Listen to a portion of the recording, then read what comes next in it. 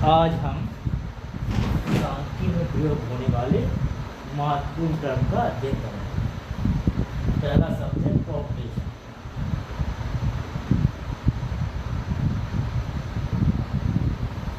Population क्या होता है?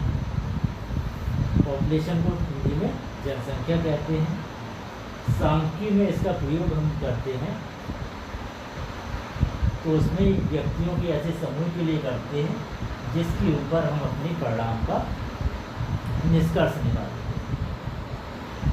जैसे हाई स्कूल के छात्र, बीएड के छात्र, लोकसभा के सदस्य आदि इनमें पॉपुलेशन के अंतर्गत आते हैं।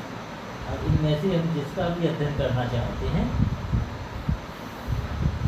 वो सारा पॉपुलेशन के अंतर्गत आ जाता है।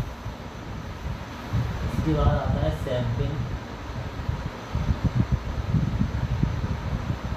सैंपल पॉपुलेशन का ही भाग होते हैं।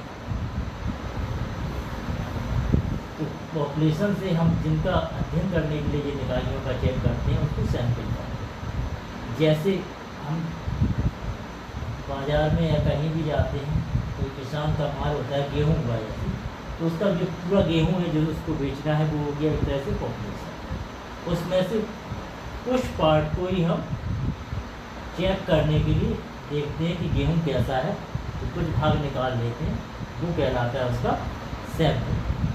न्यायादर्श या प्रतिदर्श कहलाता है। इसी प्रकार जिसका भी हम अध्ययन करना चाहते हैं उसकी संपूर्ण इकाइयाँ पॉपुलेशन कहलाती हैं, लेकिन सभी का अध्ययन करना संभव नहीं होता, इसलिए हम उसके कुछ पार्ट को निकाल कर केवल उसी का अध्ययन करते हैं, उसी को सैंपल कहते हैं। जैसे हमें यदि अध्ययन करना है उत्तर प्रदेश में जो हाई स्कूल में पढ़ रहे छात्र हैं उनके एटीट्यूड का अध्ययन करना है, तो जितने भी छात्र उत्तर प्रदेश में हाई स्कूल इस समय कर रहे हैं उन सबका अध्ययन करना संभव नहीं है। तो उनमें से कुछ स्टूडेंट का हम चयन कर लेते हैं इस पॉपुलेशन में से, तो वो जिनका हम चयन करते हैं अध्ययन के लिए उनको सैंपल कहेंगे, और जो संपूर्ण छात्र हैं जो हाई स्कूल के वो पॉपुलेशन के अंतर्गत आ जाएंगे। इसके बाद अगला टर्म आता है वेरिएबल।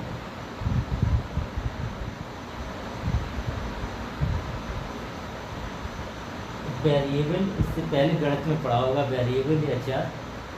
इसमें क्या होते हैं? चर ये राशियाँ होती हैं जिनके मान परिवर्तित होते रहते हैं। जैसे गणित में हम देखते हैं एक्स वाई जेड के रूप में हम युक्त करते हैं, तो कहीं कहीं एक्स का मान 10 निकल के आता है, कहीं 20 निकल के आता है, इनका मान फिक्स नहीं रहता, इसलिए इनको वेरिएबल कहते हैं। और नॉन वेरिएबल किसको कहते हैं? 1 2 3 जो संख्यात्मक होती हैं उनको नॉन वेरिएबल्स कहते हैं। लेकिन जब हम शैक्षिक मनोविज्ञान में देखते हैं, स्टैटिक्स में देखते हैं, तो इसका अर्थ थोड़ा सा बदल जाता है। इसमें क्या है? व्यक्ति के वे गुण, यानी जिनका भी अध्ययन करना चाहते हैं, वे गुण यदि सभी सदस्यों में एक समान नहीं है, प्रत्येक सदस्य में अलग अलग मात्रा में विद्यमान है, तो वह गुण वेरिएबल कहलाता है। जैसे IQ 10 छात्र, जैसे हाई स्कूल के ये भी छात्रों का लिया है, जिनको हमने सैंपल के रूप में लिया है, जिन छात्रों को, उन छात्रों की IQ, सभी छात्रों की IQ एक समान नहीं है। जब एक समान नहीं होगी इसलिए उनके लिए IQ क्या होगा? एक वेरिएबल कहलाएगा। इसी तरह सभी बालकों की आयु भी एक समान नहीं होगी, इसलिए वहाँ पर आयु भी क्या कहलाएगा? वेरिएबल कहलाएगा। लेकिन यदि हम एक ऐसे छात्रों को ले लें, जैसे हमने 10 छात्र ऐसे ले लिए जिनकी एज एक समान है, तो वहाँ पर 10 छात्रों के लिए जो एज होगी वो वेरिएबल नहीं होगी, अचर हो जाएगी। यदि ये अलग अलग आयु के 10 बालक हैं तो वहाँ पर तो आयु वेरिएबल हो जाएगी, और अगर एक ही आयु की है सबकी तो नॉन वेरिएबल हो जाएगी। यानी कोई भी गुण एक समूह के लिए चर हो सकता है, दूसरे समूह के लिए अचर हो सकता है। इसके बाद आते हैं डेटा पर। डेटा क्या होता है?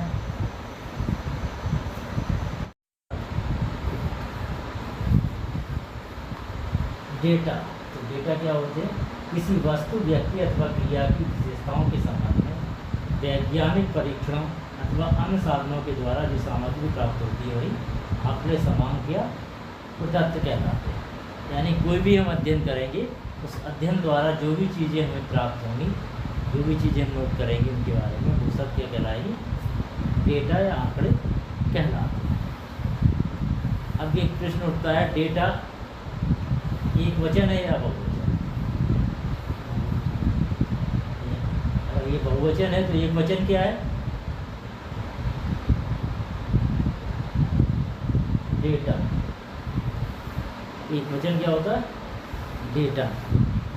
क्योंकि अधिकांशतः एक आंकड़ा कभी प्राप्त नहीं होता, अधिकांशतः कई लोगों के ही आंकड़े प्राप्त किए जाते हैं, इसलिए वो डेटा कहलाते हैं। तो अगर पूछा जाए डेटा कैसा है तो एक वचन है, और डेटा बहुवचन है। अब अगर पूछा जाए डेटा अगर बहुवचन है तो एक वचन क्या है? तो वो है डेटा। ये आंकड़े तो समझ में आ गया। आंकड़े भी दो तरह के होते हैं, एक क्वांटिटेटिव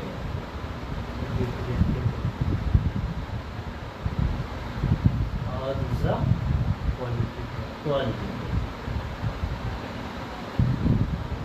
क्वांटिटेटिव क्या होंगे? मात्रात्मक आंकड़े, यानी जो भी हम संख्या के रूप में लिखेंगे वो क्वांटिटेटिव आंकड़े होते हैं। ये संख्या के रूप में लिखेंगे वो क्वांटिटेटिव आंकड़े होंगे, और जिनको हम संख्यात्मक रूप में नहीं लिख सकते वो क्वालिटेटिव आंकड़े होंगे, जैसे अच्छा, बुरा, खराब, ये सब क्वालिटेटिव। और क्वांटिटेटिव में भी अलग अलग तरह के होते हैं, जब डिटेल में आएंगे तो। अगला आता है स्कोर, प्राप्तांक। स्कोर क्या होता है? तो प्राप्तांक वह संख्या है जो किसी व्यक्ति, वस्तु की विशेषता की मात्रा का ज्ञान कराती है। यानी जब भी हम मात्रात्मक आंकड़े इकट्ठे करेंगे तो हमें क्या प्राप्त होगा? स्कोर प्राप्त होगा। जैसे महेश की ऊंचाई 170 सेमी है, ऊंचाई चर के लिए महेश का प्राप्तांक कितना है? 170। इसी प्रकार गणित की 50 अंकों की परीक्षा में यदि राम को 20 अंक प्राप्त करता है तो गणित में राम की उपलब्धि का प्राप्तांक कितना हो जाएगा? 20। तो ये क्या है? क्वांटिटेटिव होता है। क्वांटिटेटिव। अब आती है प्राप्तांकों की सीमा, लिमिट्स ऑफ स्कोर।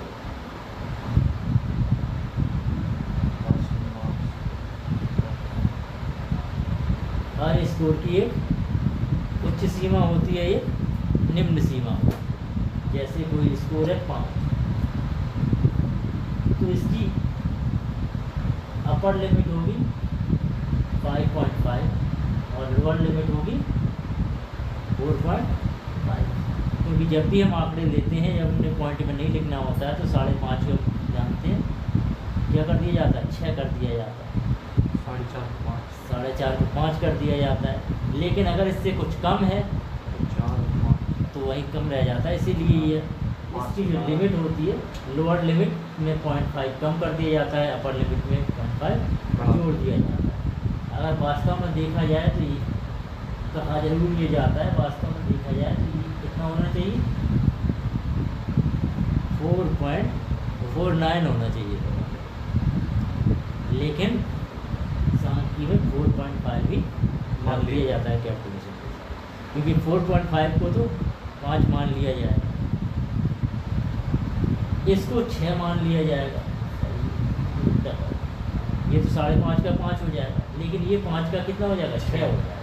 यहाँ कितना होना चाहिए था अपर लिमिट में? 5.49। लेकिन कैलकुलेशन की दृष्टि से इसको कितना कर दिया जाता है? 5.5 तो वैसे 6 हो जाएगा। तो ये हो गया, ये क्या हो गई? लोअर। ये क्या हो गई? अपर। सवाल सॉल्व करते हैं उस समय इनका प्रयोग होता है। इसके बाद आती है फ्रीक्वेंसी।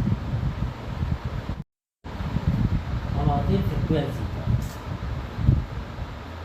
फ्रिक्वेंसी क्या होती है? जब कोई आंकड़ा एक से अधिक बार आता है तो हम उसको फ्रिक्वेंसी के रूप में लिख देते हैं। जैसे मान लीजिए आपने आंकड़ा लिया 5, 6, 7, ये मान लीजिए स्कोर है। अब एक ही स्कोर यानी 5 का स्कोर कई छात्रों में आ गया तो 5 बार बार नहीं लिखते, उनको फिर गिनती कर ली जाती है और उसके सामने लिख दिया जाता है वो कितनी बार आया है। जैसे 4 छात्रों के 5 प्राप्तांक आए हैं तो 5 के सामने 4 लिख दिया। 5 छात्रों के प्राप्तांक आए हैं, इसी तरह 7 प्राप्तांक के प्राप्तांक 3 आए हैं। तो इस तरह ये फ्रिक्वेंसी कहलाती है। अब देखते हैं कुछ शॉर्ट फॉर्म इसके लिए क्या लिखा जाता है।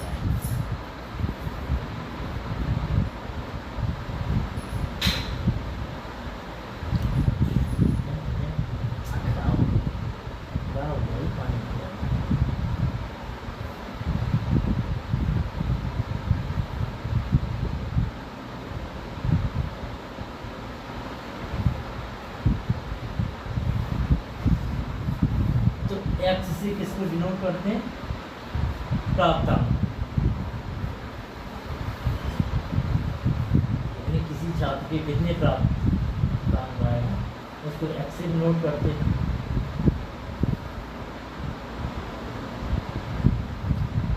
CI को CI का अर्थ है, C का मतलब क्लास, I का मतलब interval.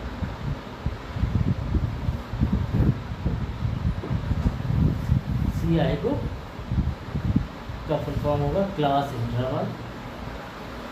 F for frequency.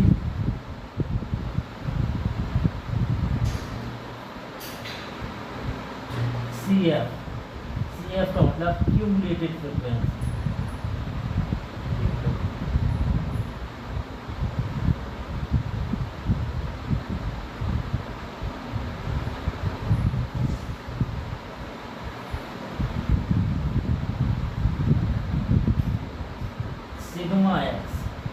Sigma का मतलब होता है योग, जोड़। तो सम ऑफ एक्स का मतलब क्या होता है? Score. Sum of score. N capital N का मतलब होगा sum of frequency.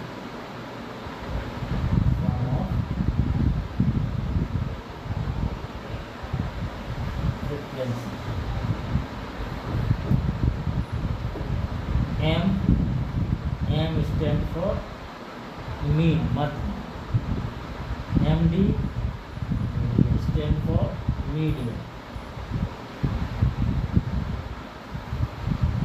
MO stand for mode।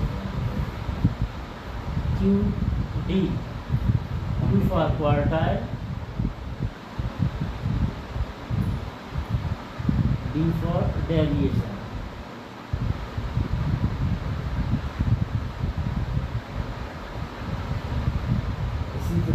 MD M for mean, D for deviation, SD S for standard,